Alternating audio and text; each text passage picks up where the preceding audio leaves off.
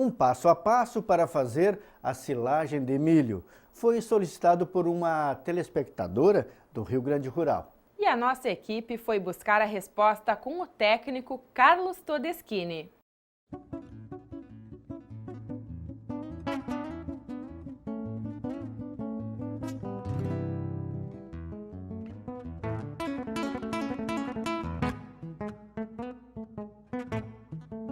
O Emater Responde de hoje veio até a cidade de Taquara, linha Passo do Mundo Novo, propriedade do senhor Cláudio Bergold, para responder a dúvida técnica da nossa telespectadora de Faxinalzinho, aqui no Rio Grande do Sul, a senhora Roseli Meisner.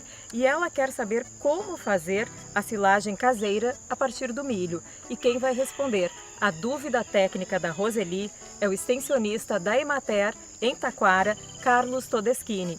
É contigo, Carlos. Todeschini, então, explica para a dona Roseli, a nossa telespectadora que fez a pergunta técnica, qual é o ponto para a colheita do milho para poder fazer a silagem.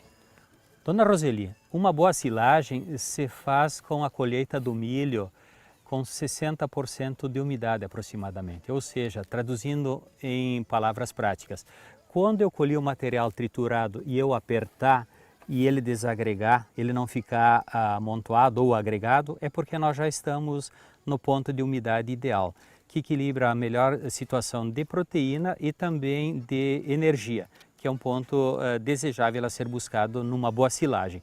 Ou senão, o estágio do grão também, ele tem que ser um grão pós-leitoso, ou seja, o grão já no estágio farináceo, ou seja, o grão duro. É aí o momento apto a colher, né, o milho para dar uma boa silagem. E me explica uma coisa, Carlos, por que a necessidade, do ponto de vista nutricional, desse ponto exato para a colheita? Porque aí nós vamos ter o balanço ideal de energia, o balanço melhor de proteína e nós vamos ter uma facilidade de todo o manejo, né, evitar que nós tenhamos, por exemplo, uma umidade excessiva se ele for colhido antes do ponto e aí ter problemas na fermentação, ou se ele for muito avançado, nós teremos uma perda muito grande da quantidade de proteína. Por isso esse estágio de 60%. É quando ele firmou o grão, ou seja, quando ele chegou ao estágio farináceo. Esse é o ponto ideal da colheita. E após a colheita, após triturado, o material tem a fase então da compactação. Sim, a fase da compactação ela é fundamental porque ela me dá as condições para a fermentação da silagem. Ou seja, eu faço uma boa compactação, né, eu cubro com uma lona plástica, eu agrego terra nas bordas em cima para que não tenha entrada de ar, porque a fermentação da silagem é anaeróbica, ela precisa produzir o ácido láctico, que é aquilo que confere sabor e qualidade e conservação ao material, né, para um longo tempo. E existe um tempo de resguardo ou imediatamente já pode ser usado esse material para a alimentação dos animais? Não, ele pode ser usado desde já, mas com o passar do tempo ele aumenta em qualidade porque a fermentação láctica, a fermentação anaeróbica, ela confere um sabor, ela agrega e produz outros elementos que são muito palatáveis para os animais.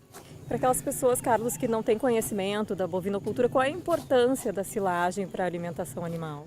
A silagem é uma forma de reservar alimentos volumosos, em especial para ruminantes, em grande quantidade e garantir, né, o suprimento, a alimentação dos animais na entre-safra, nas épocas de dificuldade, e também é um fator que possibilita a agregação de maquinário, que facilita a concentração e a colheita de grandes volumes, né, de culturas como o milho, mas não só o milho, pode ser o sorgo, pode ser aveia, pode ser azevém, pode ser inclusive pastagens de inverno, pode ser o capim-tifton, para tudo se presta a silagem. Então é uma maneira de aproveitar ele, né, de manter as qualidades, né, daquele alimento no seu melhor estágio nutricional e assim poder passar períodos de adversidade ou facilitar, né, a alimentação dos animais com alimentos bem mais baratos, bem fáceis, todos obtidos na propriedade.